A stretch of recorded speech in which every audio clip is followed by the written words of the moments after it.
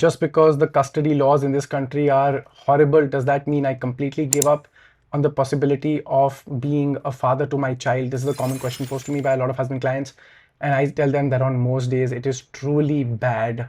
But then there are some 1 in 1,000 successful scenarios. This husband client who consulted me about his case told me that he was fighting his case and he filed his custody petition.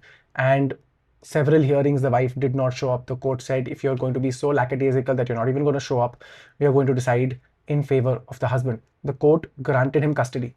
Now, the wife was also so angry at this situation that she actually handed over custody of the child to the husband. And I told the husband when he consulted me about what is the future possible plan of action for the wife, I told him that if the wife would have simply appealed this family court's order before the High Court, there was a very good chance that the High Court would have stayed the family court's order, and the case would have dragged on for several years, and she would have been able to retain custody with maximum visitation rights for you.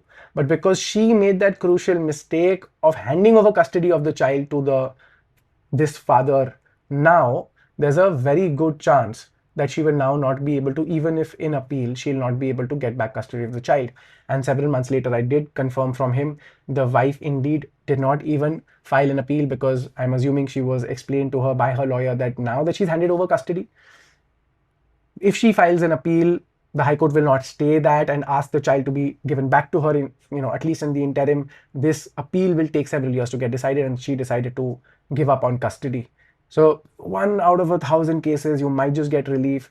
So obviously it makes sense to file for custody and seek visitation orders. But I also say to every father, every husband, that if you're facing cases and you're in a lot of difficulty, you should also consider availing of your own legal remedies, civil and criminal actions of defamation, extortion, intimidation, harassment done by the wife and her family to you and your family.